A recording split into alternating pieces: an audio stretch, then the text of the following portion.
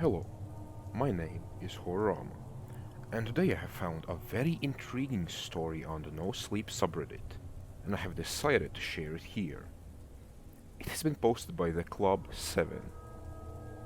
If you enjoy this type of content, then please do tell me, but nonetheless, let's get on with the story.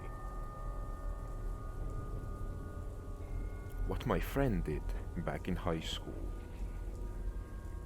I just experienced something that will haunt me for the rest of my life. I ask of you only one thing. Read the entire story. I understand that it is long, but the only way you can understand what has happened to me is if you know about what happened to me in high school. I met Sean on the first day of high school, freshman year. Sean had a locker next to mine, and I had just settled into my locker and slammed it shut when the force of me shutting my locker caused all of Sean's books to fall out of his locker shelf. I stopped and thought to myself, great, 5 minutes in and I've already done something wrong. But Sean just looked at his books, looked at me, and then said, "Man, look at how much space that just gave me," as he pointed at his now empty shelf. I laughed, and he introduced himself to me. We sat together at lunch that day, and realized that we had a lot in common. He liked basketball, fishing, and WWE wrestling, which is pretty much exactly what I liked too.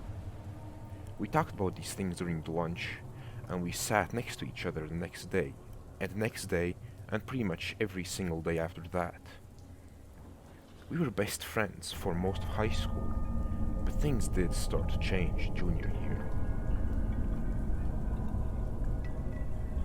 It was at the beginning of fall, right around that time in September, where the weather is extremely cold in the morning, but it feels like summer in the evening. Sean came to lunch that day, and he was looking a bit down. My other friend, Douglas, told him he looked awful, being the sensitive person he is, and asked him why. Sean just sighed and told us that he was just going through a phase and was depressed about how life can't go on forever, and that he was probably going to end up living in his cubicle. Douglas laughed, thinking it was just a joke, but I reassured him that that probably won't happen, but my reassurance didn't have any effect on him whatsoever. He continued to be depressed for over a week, and I began to worry. I wanted the old Sean back, the one that I could crack jokes with, or the one who didn't care when his books fell out of his locker. That weekend, Douglas had invited me to his cousin's party, and I thought that maybe a party would get Sean to feel better, so I told Douglas to invite him too. Sean initially declined, but I talked him into it. The party was at Douglas's cousin's house, which was right outside of town. It was one of the wildest parties that I had ever been to. I instantly lost track of Sean and Douglas, but I just hung around with some other juniors I ran into. Eventually, I did find Sean, and he was looking a lot happier than he was earlier that day. I was happy that I had succeeded in my plan, and I enjoyed the rest of the party. On Monday, Sean was in a great mood and was himself again. Douglas looked at him and said, "You look a lot better. What happened over the weekend? Did you hook up with someone at the party?" Sean replied, "No, actually, I met a few guys at the party who were really great. They understood my depression and told me about a club I could join to get rid of it." "A club?" I asked as I ate my lunch. "Yeah," he excitedly said. "You'd love it. They know how to help you find inner peace and happiness." "Sounds more like a self-help group," Douglas said, and we all laughed. On Tuesday, I was in calculus class with Sean. Calculus is the only class I have with Sean, and we usually end up talking instead of learning anything. There was a big test coming up, so I was trying to listen to everything our teacher was saying, and taking as many notes as I possibly could. I was focusing on the board when Sean passed me a strip of paper. I opened it up, expecting a "that's what she said" joke about something that the teacher had just said, but instead it was just a bunch of random letters. NIYBUQHYJIKY. I was confused and was wondering what the letters meant, so I sent a note back to Sean asking him what the slip of paper was. He sent me back a note saying, "It's a backwards message. Hold it up to a mirror when it's dark and it will reveal a message."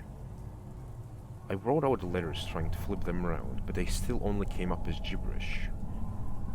I sent Sean another note telling him that his note didn't work, but then he sent me back another one telling me that he had gotten it from his new club, and that it only works when you use a mirror. I thought that the note was just a prank, so I put it in my pocket and forgot about it. That night, as I was doing my homework, I reached into my pocket to grab my phone, but instead I pulled out the note Sean had given me. I looked at the random letters and thought I would try it out. I put the note up to my bathroom mirror, and absolutely nothing happened. The letters were still gibberish and had no meaning. I texted Sean, telling him that his note didn't work. Then he texted me back saying if I turned off the lights. I didn't realize that that was one of the things he told me to do, but I didn't think that turning off the lights would do anything. When I turned off the lights and held the note to my mirror, I was astounded to find that there was a message on the paper. "Have a nice day." I stared at the note until my mind started to think of the tons of different ways that this type of messaging could be used. I texted Sean back right away and asked him how he did that. He told me that it wasn't him, but his counselor, and the only counselor knew how. My excitement sank as I realized that Sean didn't know how it worked, so I told him to ask his counselor next time he went to a meeting. A few days passed when Sean handed me another note in calculus. Once again, it was just a bunch of gibberish. I looked at it and was excited to go home and try out the message trick again. After calculus, I asked Sean if his counselor had told him the trick. He said that his counselor couldn't tell him the trick just yet, that he would learn soon. I was a bit disappointed, but I knew that once we knew the trick, we could screw around with the teachers a ton and not get caught.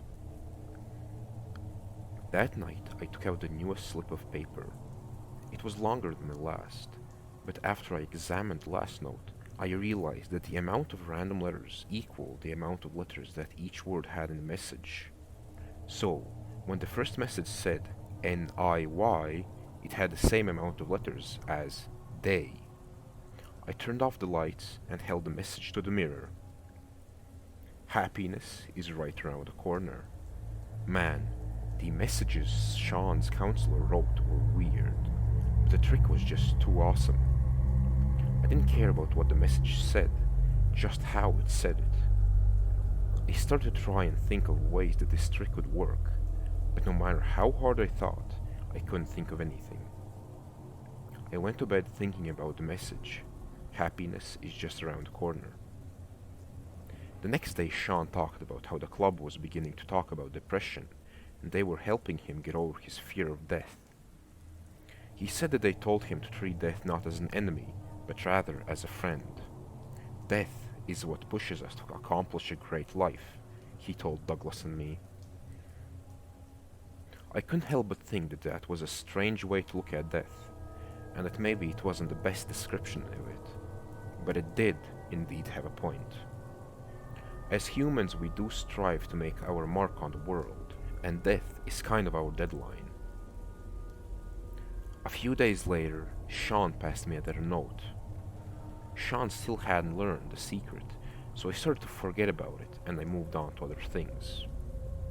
Yet again, the letters on the note made no sense at all. However, this time there was an apostrophe within one of the words. I saw it, and I did become a bit curious. Did punctuation carry over in the process, or did it just become another letter? For this reason, I decided I would try it at home to see if there are any rules to this message thing. I got home, turned off the lights, and held the slip to the mirror. It's a good day to die. I froze. I just looked at the note. I wasn't expecting this. I was expecting another happy, upbeat note about happiness. But instead, I got this weird death thing that Sean was talking about. The note disturbed me, so I ripped it up and threw it away. When I saw Sean at lunch, I confronted him, asking him about the note. He said it was just a new outlook on death, and that I shouldn't be worried about it. When I told him that I wasn't convinced, he said, "Look, if you're so worried, come over the next meeting. Then you'll see it's nothing bad." I thought about this, and I accepted his offer. He said okay, and then handed me another note. I went home and looked at the note. I couldn't tell whether or not I should hold it up to the mirror. Did I really want to see this note? What if it's something disturbing like the last one? I took a deep breath and turned off the lights. I held up the message to the mirror. This could be you. What does that mean? I thought about it when all of a sudden I noticed something that almost made me scream. It was my reflection. I was smiling, but it wasn't natural. It seemed kind of forced and robotic, like something was making my reflection smile against its will. My reflection was still holding the note in its hands, even though I had already set it down on the counter. Its body didn't move, but the head pivoted so my reflection's eyes would always be looking into mine.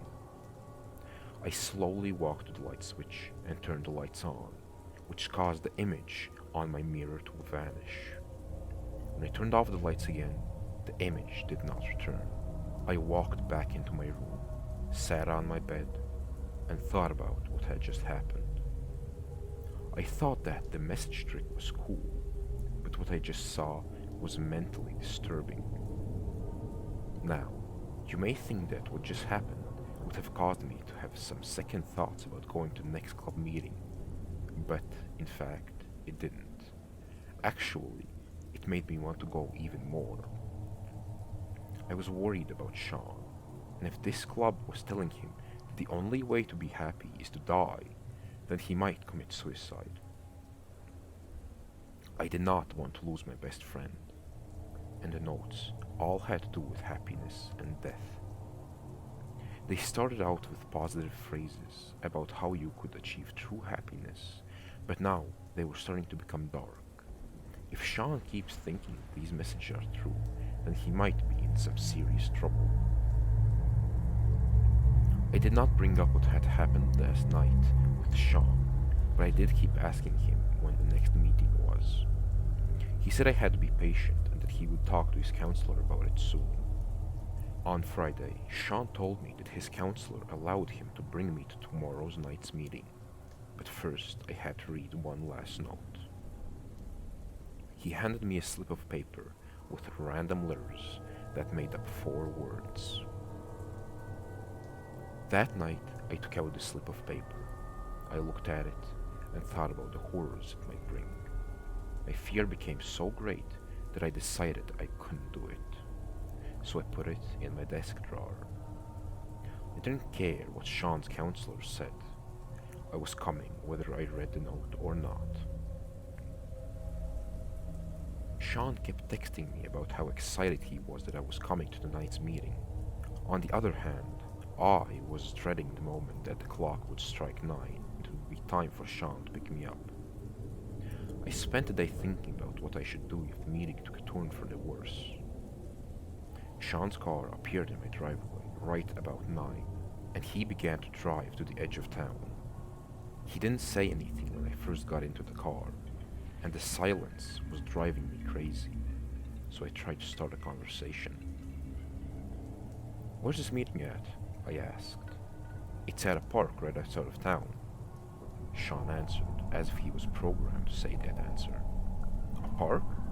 I asked, surprised.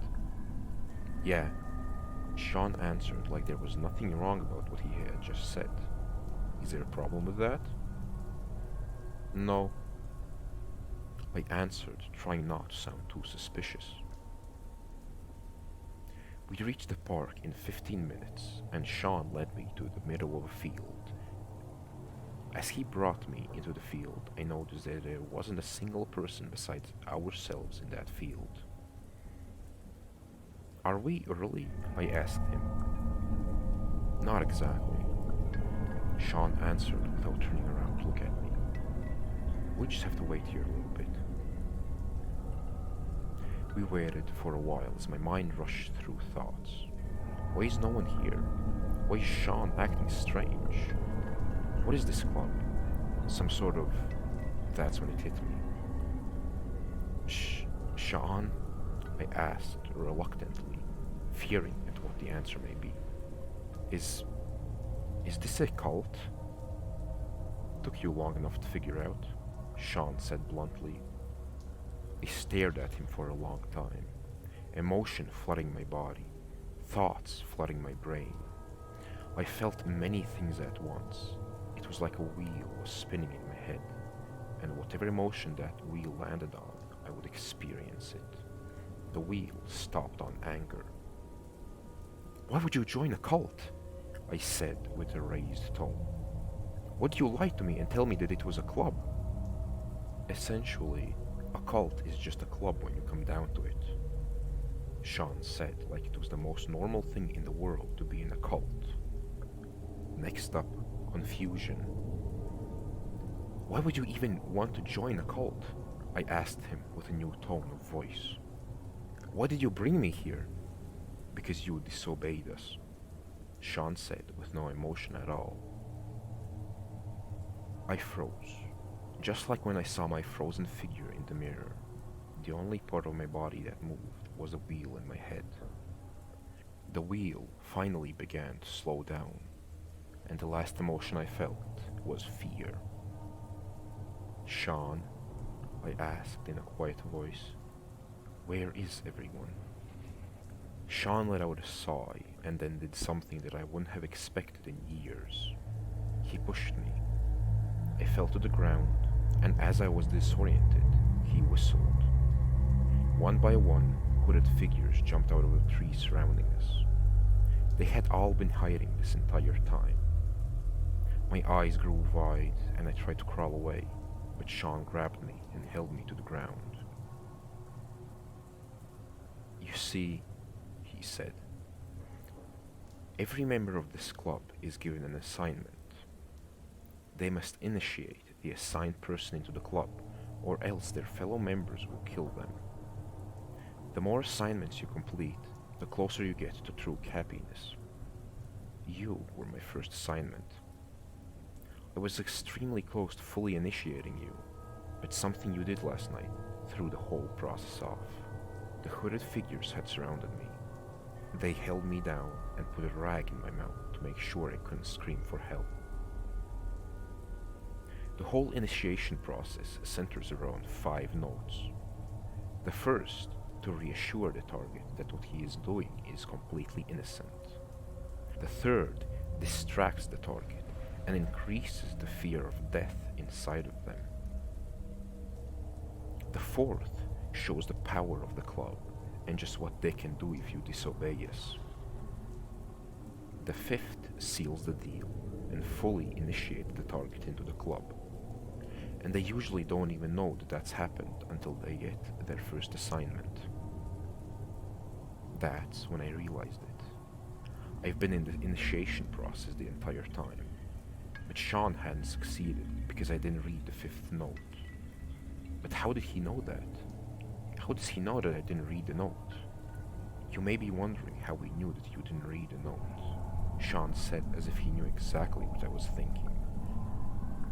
The club always knows what its members are doing, but that's not what we are here to do. Alex, take it away. Sean stepped into the ring of hooded figures and put his own robe on as the members came out of the circle. The figure, Alex probably, reached into his robe and pulled out a rusty mirror. He took a slip of paper from his pocket and placed it on my chest. He started to raise the mirror in front of me as two members held my eyelids open.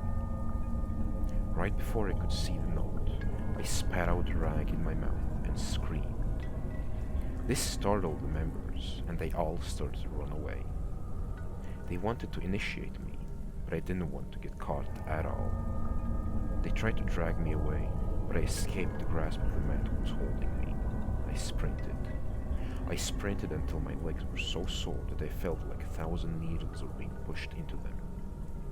I ran until I knew that I was far enough to consider myself somewhat safe. I have to say that I didn't call the cops. There were over 20 people there, and if the cops didn't catch all 20, then I would be in serious trouble.